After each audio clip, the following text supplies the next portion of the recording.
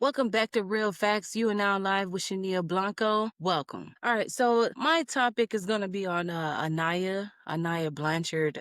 She went missing out in Alabama sometime. So the story here is that the parents were doing everything they could to find their daughter. They went on to say that they couldn't eat or sleep. Aniah went missing around the age of 19.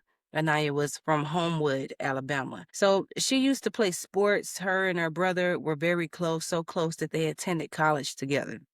And they called each other every morning. Aniah told her roommate that her best friend, or I'm sorry, her biggest fear was being kidnapped and murdered. Aniah's roommate texted her one night asking how far was she from their dorm. And Aniah had responded saying that she was smoking a blunt. She thought that was unusual because Aniah doesn't normally respond like that, referring to she's smoking a blunt. So basically, a lot of normal routine things started to get out of whack. The patterns changed suddenly. Then suddenly, Aniah stopped sharing her location. The entire family was panicking. Aniah was missing for about 8 days, and apparently she wasn't.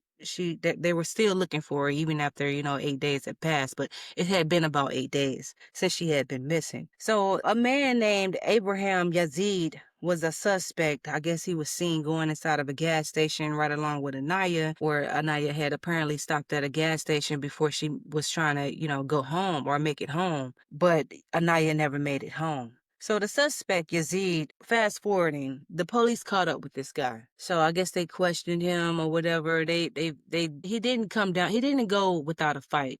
They ended up having to beat him down. He ended up with a black eye, and then they was able to handcuff him and bring him into the station. While the family was inside of the courtroom, this had made it to court. The monster, Yazid, was sizing Aniah's stepfather. Aniah's stepfather said it took everything inside of him not to rip Yazid apart. Now, Aniah's stepfather was a professional boxer. He traveled around the world boxing. And so, he was almost like a heavyweight champion, I should say. So he had no problem with, squaring up with this guy. So, but anyway, they go on to say that it's a parent's worst nightmare to find the body of their child. Yazid told his friend that he had shot a girl because she went for the gun. So apparently the girl was Aniah. So he had killed her. So apparently Aniah was murdered. Not only was Yazid charged for killing Aniah, but he also was charged for killing two other people during that same year that he had killed Aniah. This guy, he was very heartless. I think he was from out of the country. He was definitely not from the United States. I think he was from out of the country. He was over here. I guess he was going through some things himself. He had some kind of mental illness in order to, kidnap a young girl like that. I mean, who does stuff like that? He had to be some kind of individual. The young girl, she was very, very pretty. She was only 19 years old. Had a whole life ahead of her. Her brother was heartbroken about the situation. The entire family was heartbroken about the situation. Even during the time that she was missing, she had such a good family, and apparently their Christian family, they even prayed. Not only did they pray for Aniah, but they prayed for Yazid too, for the killer, that God would have mercy on him and that he would just bring, their daughter back home. But unfortunately, things took a turn for the worse. And that's really sad that that family had to endure such hardship, such a tough, terrifying situation. I couldn't even imagine. But Anaya, she was a very bright, smart young lady, and this guy took advantage of her. This man, I believe they said Abraham was 30 years old. Definitely too old to be with her. Taking her without her permission, forcing her to go with him. I don't even think they even mentioned exactly everything that happened to this young lady. I'm pretty sure that something else had occurred. They found her in the woods. They found pieces of clothing, a trail of her clothing, and they didn't want to suspect that it was her, but everything was just adding up to it.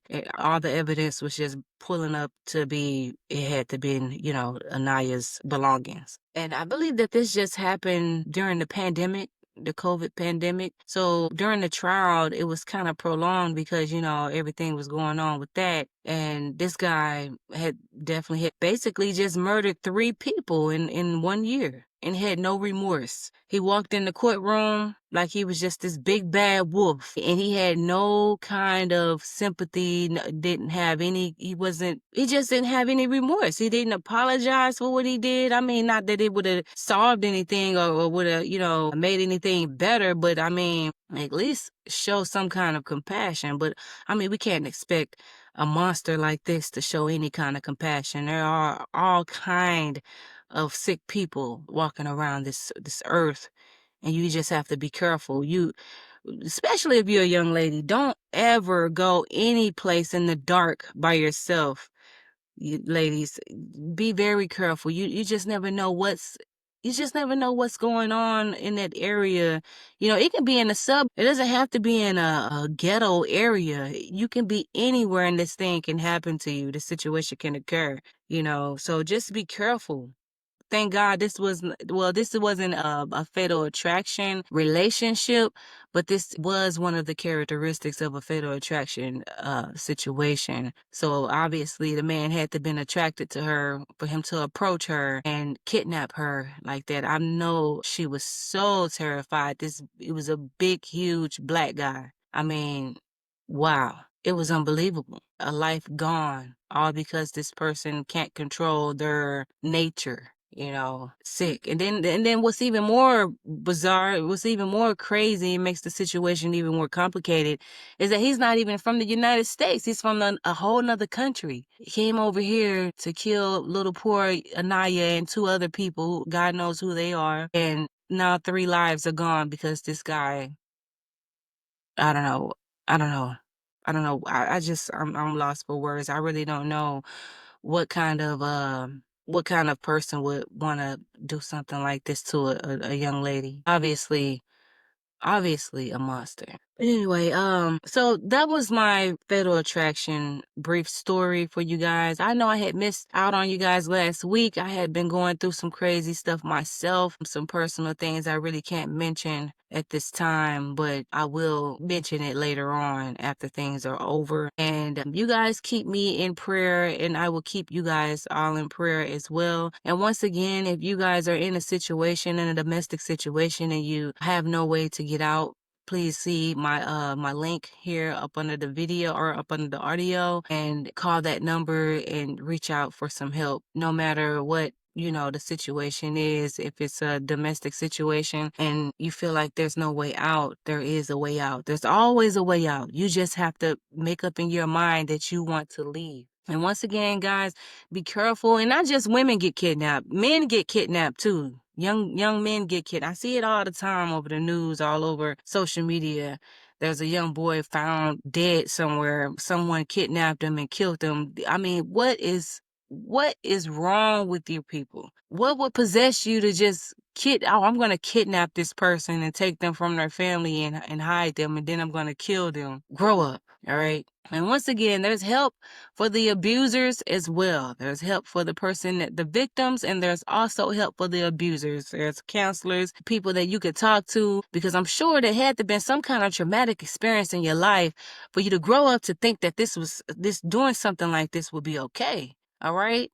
And then for the people, the victims they're allowing this thing to happen to them, thinking that it's love, please, ladies and gentlemen, don't be fooled. Don't be fooled. Reach out and get some help, especially if you're stuck in this situation. You can't get out. Reach out for help. Help is here. All right. Thank you guys for joining me on Real Facts. I'm sorry I couldn't be long today, but I will be in touch with you guys again next week, Wednesday at 11 p.m. Central Standard Time. Please don't forget to tap in. I'll have more stories for you next week, and I apologize for the brief summary, but hey, there's help, guys. There's help. Don't forget. All right. Thank you for tuning in, and once again, I'll see you guys next week. Praying for you all. Thanks.